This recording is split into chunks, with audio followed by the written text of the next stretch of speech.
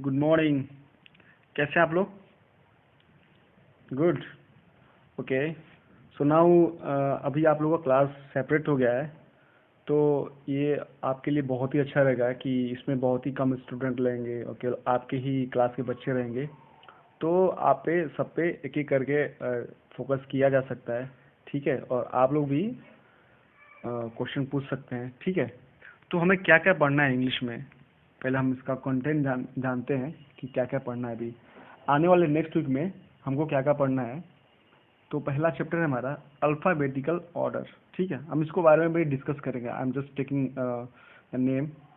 Second sentences है, third asking questions, fourth nouns, fifth noun singular and plural, six noun gender, seven pronouns, eight adjectives, nine comparison and ten verbs. So ये next हम आने वाले week में पढ़ेंगे। तो आज का हम उनको पढ़ना है अल्फ़ाबेटिकल ऑर्डर। क्या पढ़ना है? Alphabetical order. Okay. Alphabetical order क्या होता है? अच्छा, ऑर्डर्स आप क्या समझते हैं? Order, ORDER, order. Order means होता है एक व्यवस्था, मीन्स एक सिस्टम। जैसे अगर किसी को आप स्कूल आते हैं ना, तो आप लाइन में कैसे खड़े होते हैं? एक ऑर्डर से। औ- और वो ऑर्डर कैसा होता है? पहले सबसे आगे वही बच्चा खड़ा होगा जो कि बहुत छोटा है, उसके बाद से उससे थोड़ा सा बड़ा, उसके बाद से उससे थोड़ा सा बड़ा, ठीक है ना? तो this is called an order. इससे क्या बेनिफिट होता है? इससे बेनिफिट क्या होता है? इससे बहुत सारे बेनिफिट है, ठीक है? इसमें अगर एक लाइन में अगर ऐसे बच्चे खड़े हैं तो हम सबको देख पाएंगे, सबका चेहरा हमें दिख जाएगा, ठीक है ना? एक सिस्टम से रहेगा, तो देखने वाले को भी कोई परेशानी ना हो और दिखाने वाले को कोई परेशानी ना हो। इसीलिए हमको हर चीज़ में ऑर्डर फॉलो करना होता है, ठीक है? जैसे अगर आपका बुक है, आपकी कॉपी है, उसको अगर आप ऑर्डर से सजा के रखेंगे घर पे या फिर बैग में, तो आपको ढूंढने में ज़्यादा कोई डिफ़िकल्टी नहीं आएगी, ठीक है? तो आप कोशिश कीजिए कि अपने पर्सनल लाइफ में भी हर चीज़ आप ऑर्डर में रखें, ठीक है? कहाँ पे पेन रखना है, कहाँ पे पेंसिल रखना है, कहाँ पे अपना ड्रेस रखना है, ठीक है?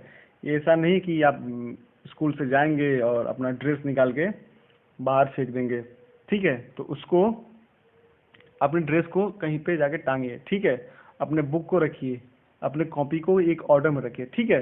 तो ऐसे ही इंग्लिश में भी अल्फ़ाबेटिकल ऑर्डर होता है। अल्फ़ाबेटिकल ऑर्डर क्या होता है? जैसे हमको ABCD सबको पता है ना, ठीक है? उसमें कितने लेटर्स होते हैं?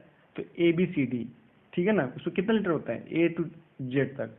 लेटर्स कितने होते हैं? 26। तो सबका एक ऑर्डर है ना? पहले क्या आता है? A, उसके उसके बाद B, उसके बाद C, उसके बाद D, ठीक है ना? अब ऐसा नहीं कर सकते हैं कि A के बाद C आएगा और C के बाद सीधे F आएगा और F के बाद R आएगा, नहीं, उसका एक ऑर्डर दिया गया है। पहले क्या आएगा? ABCDE से लेकर Z तक आएगा। ये हमारा अल्फाबेटिकल ऑर्डर होता है, ठीक है ना?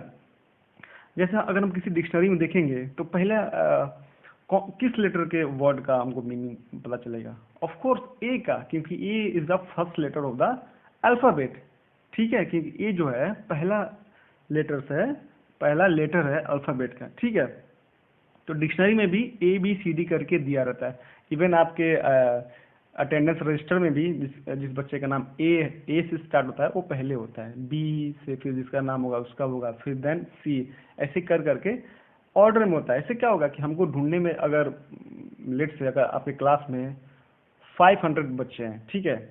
ठीक है, अगर हम उसको अल्फ़ाबेटिकली अरेंज कर देंगे, ए वाला पहले, बी वाला बाद में, सी वाला उसके बाद में, डी वाला उसके बाद में, तो क्या होगा? ये आपको ढूंढने में बहुत आसानी रहेगा ना, इजी रहेगा ना, कि ए को पहले अगर ढूंढना है तो ए वाला में ढूंढेंगे, बी वाला तो बी में ढूंढेंगे, ठीक है ना? ऐसे ऑर्डर का यही बेनिफिट होता है। वैसे डिक्शनरी में भी अगर आपको लेट्स आपको रैट का मीनिंग ढूंढना है, रैट मीन्स क्या होता है? बिल्ली?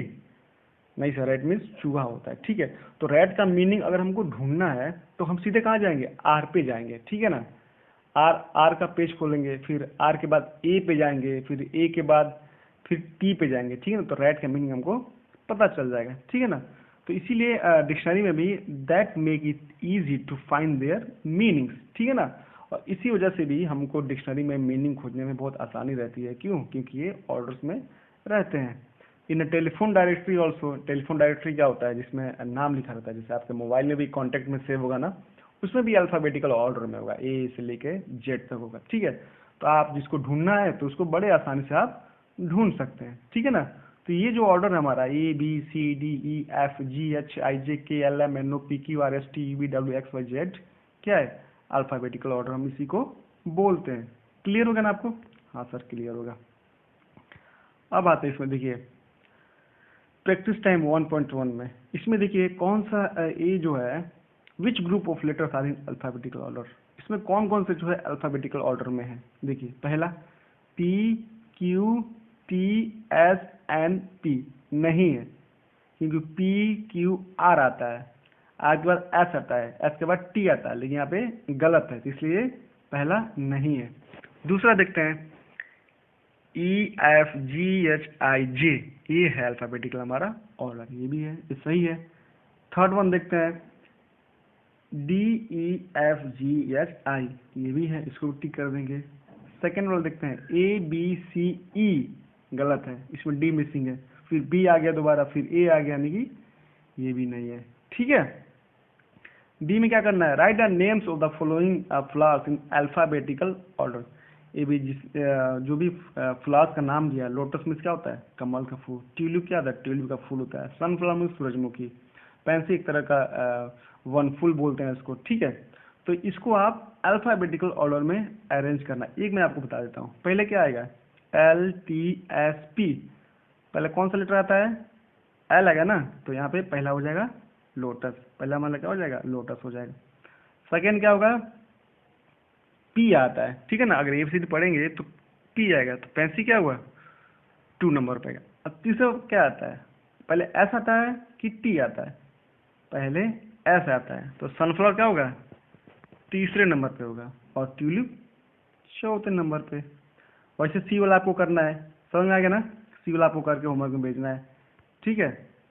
जैसे पप्पी है, पैरट है, पीकैक है, पैंडा है, ठीक है। और इसमें भी आपको जैसे penguin, pigeon, pelican and panther, इसको भी आपको अल्फ़ाबेटिकल ऑर्डर में आपको लिख के भेजना है, ठीक है ना। क्लियर है। तो एवरीवन लिव्स विद हिज और her family, some families are big and some are small. ये कह रहा है फैमिली के बारे में, कुछ फैमिली, सबको अपने अपने फैमिली में रहता है, कुछ की फैमिली बहुत छोटी होती है, कुछ की फैमिली जो है बहुत बड़ी होती है, ठीक है ना। ठीक है बेटा, समझ में आएगा आपको अल्फ़ाबेटिकल ऑर्डर कैसे करते हैं, कैसे मीनिंग ढूंढते हैं, ठीक है। बाकी का जो शीट है मैं आपको होमवर्क में भेजता हूँ, उसको कीजिए और उसको हमारे पास सेंड कीजिए। Okay, bye bye, take care.